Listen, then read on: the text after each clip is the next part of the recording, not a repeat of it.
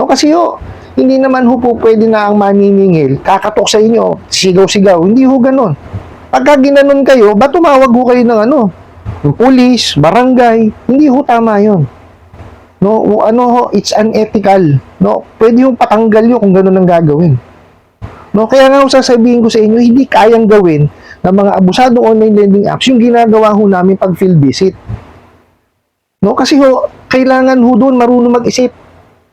May galang. Wala hong galang yung mga bugok na yan. Yan ang kauna-unahan, wala dyan.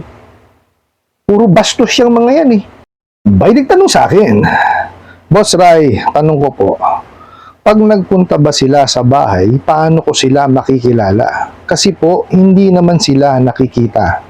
Paano kung hindi sila yung nagpapanggap lang sila?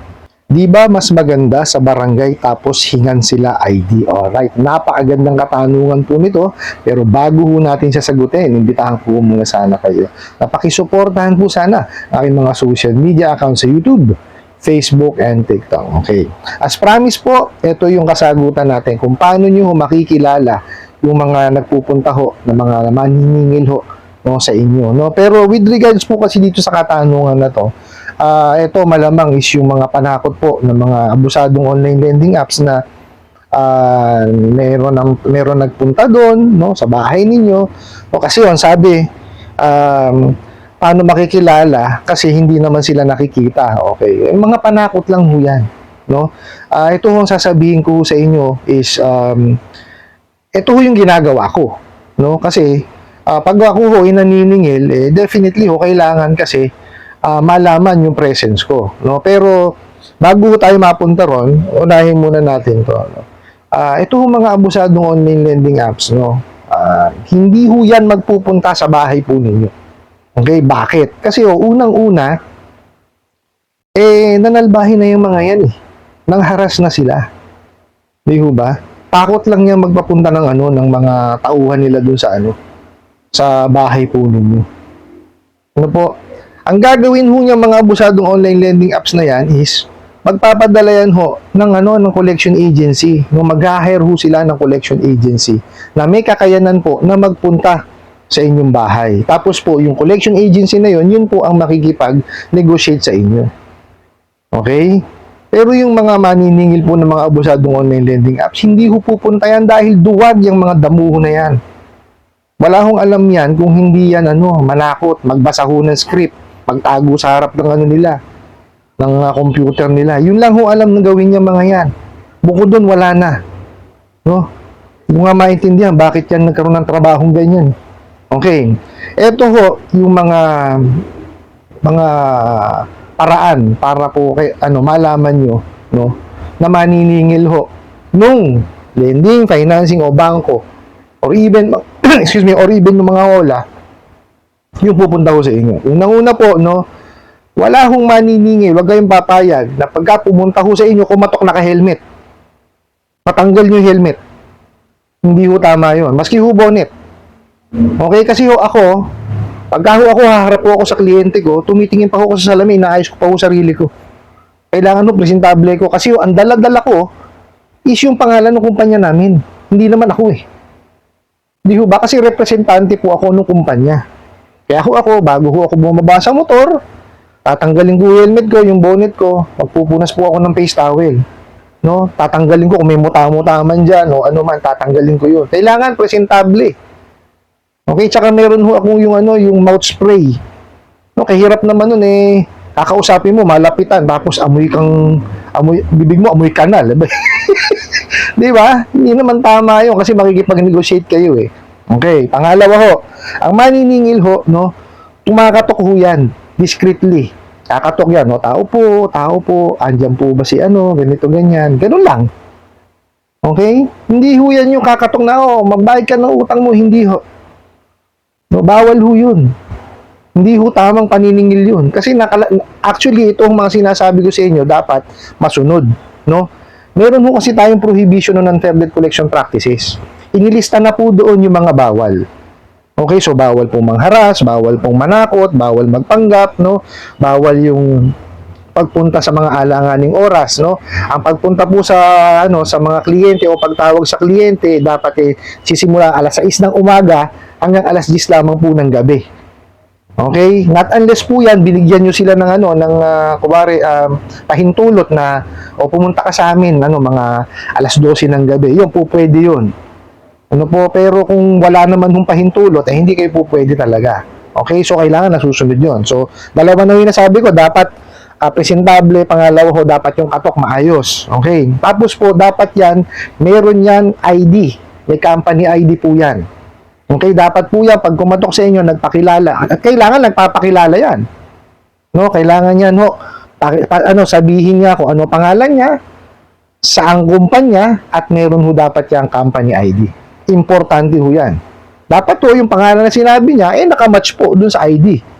No, na pinakita po sa inyo. Hahanapan niyo po, hindi po pwedeng hindi niyo hahanapan. Kailangan niyo pong hanapan. No, para ho safe kayo. Kasi maraming nagpapanggap Di ho ba? So, para hindi ho kayo mapahamak, marami pa naman masasama ang loob dyan na gumagawa ng mga ganyan, So, hingan nyo ho ng ID. Okay? Tapos po, pag nahingi nyo na yung ID, tingnan nyo yung company, company name, tapos may contact number doon, definitely. Okay. Pagka nakuha nyo yung sabihin nyo sa kanya, saglit lang. Okay? So, masok kayo sa bahay nyo, kung yung cellphone nyo, i-check nyo sa website kung tama yung number. Cellphone number.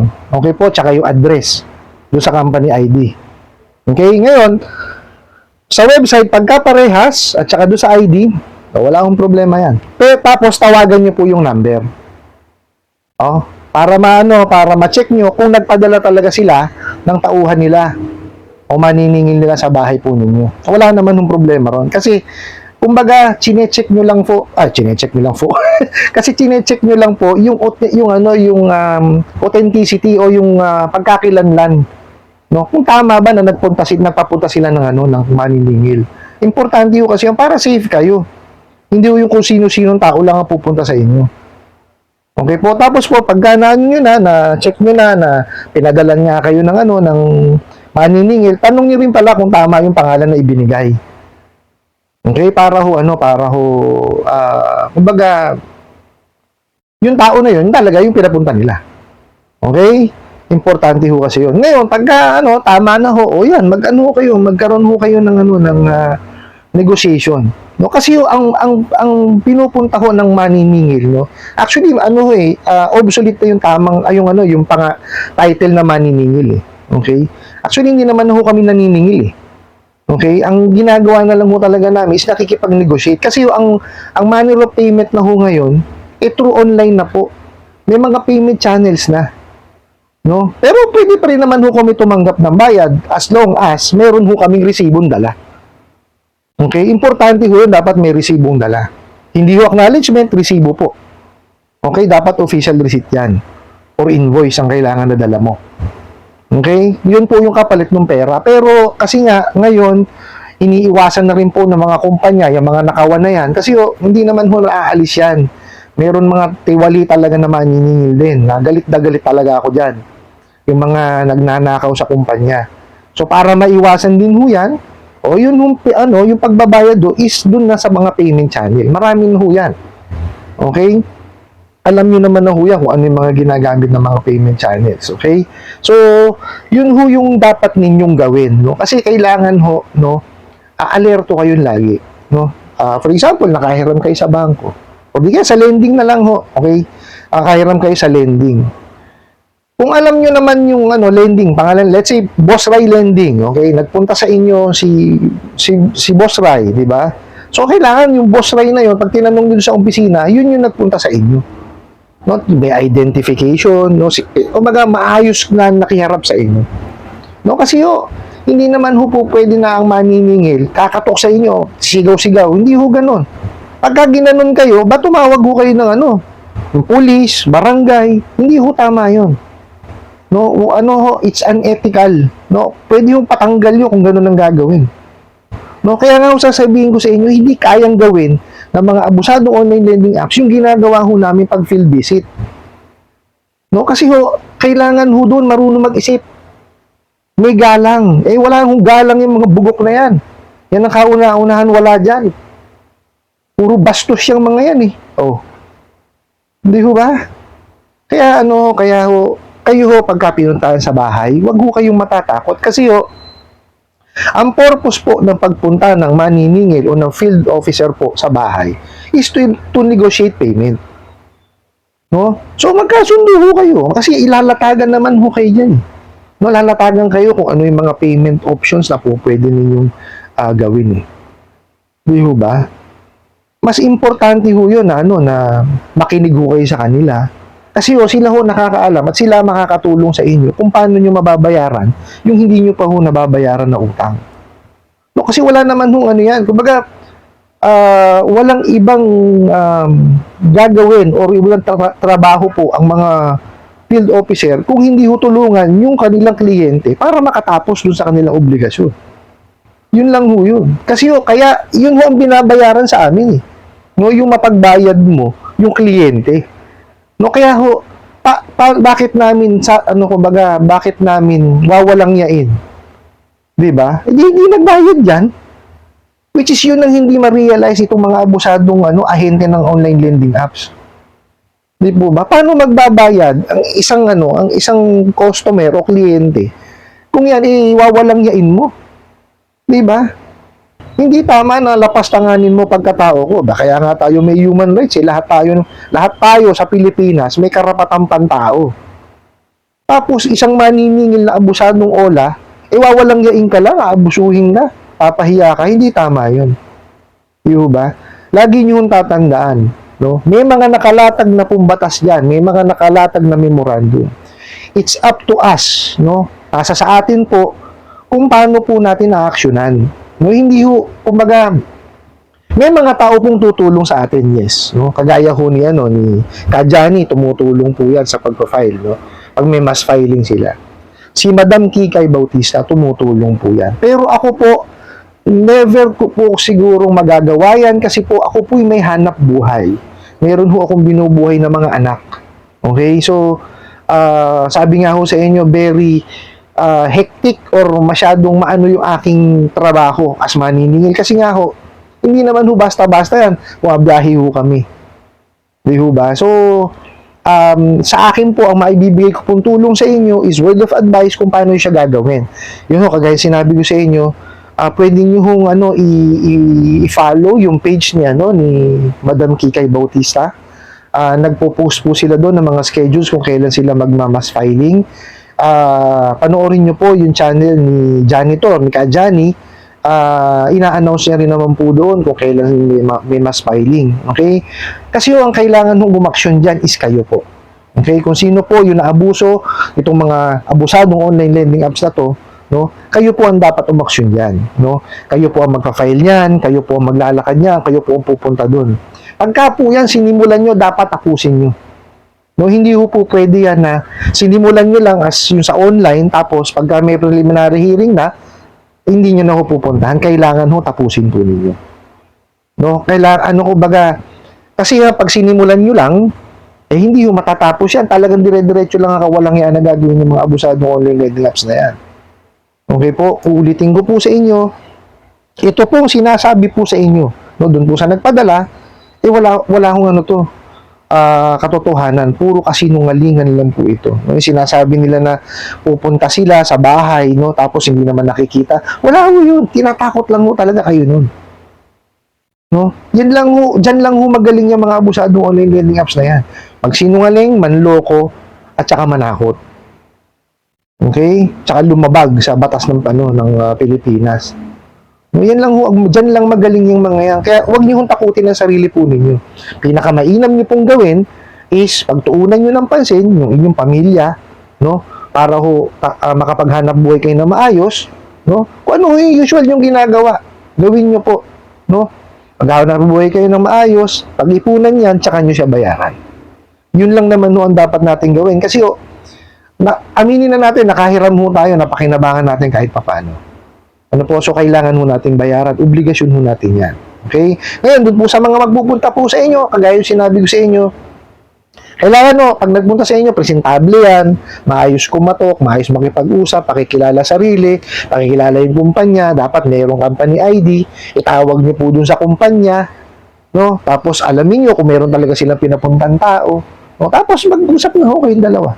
Nasa sa inyo po yan kung papapasukin niyo ng bahay niyo, kung gusto niyo po sa labas ng bahay mag-usap. Nasa sa inyo po yan. No? Wala naman ho kasing rule dun eh. Okay, kung kayo medyo nahiya sa mga kapitbahay ninyo, o baka po pwede kayong lumugar sa isang pwesto na discreet, kumbaga wala makakarinig. No, at make sure po na yung usapan nyo, hindi yung masyado malakas. Mas kayo lang ho nagkakaintindihan o kayo lang nagkakarinigan. Importante ho yan. No, kasi kailangan nyo pong tugunan, no, kung ano man po yung pinunta ng maniningil sa inyo o nung field officer para po matapos. No, kasi tutulungan naman ho kayo niyan, hindi naman ho kayo niya. Kasi kalakas naman ang loob niya kung babalusubasing kayo pupunta sa bahay niyo, di ba? Wala naman ho sigurong taong gano'n na pupunta sa bahay niyo para lang walang yain kayo. Hindi ho. No, nagpupunta po yan para ho kayo tulungan, no, na masingil.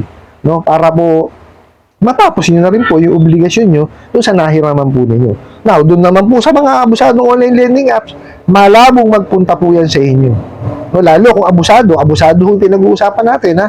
Kasi may mga online lending apps po na nagpupunta. Kagaya po na sinasabi ko sa inyo kahapon, no? Yung pong nagpapautang ng pera, tsaka ng gadget, ayan, nagpapa-field po yan, no? Yung pong naka-base po sa Cubao, nagpapa-field din po yan. Okay, may sarili po sila. So, may mga online lending apps po na nagpapapunta sa field. So, kung nagpunta po sila, kaharapin niyo po. Kung tao silang humarap sa inyo, tao niyo rin pingharapin. No? Pero dun po sa mga abusadong online lending apps, napakalabo po na pumunta sa inyo. Mag-ahire yan ng collection agency. Pero sila, never. Duwag yung mga yan eh. I hope nasagot ko po itong katanungan na to at sana po'y makatulong. Maraming salamat po sa inyong walang sawang pagsuporta at panonood sa aking mga videos. Maraming salamat po sa inyong pag-like, pag-share, pag-comment at pagtatanong. And kunin ko na rin po itong opportunity na to na imbitahan po sana kayo na pakisuportahan po sana ang aking mga social media accounts sa YouTube, Facebook, and TikTok. Hanggang sa muli po. Yun lang.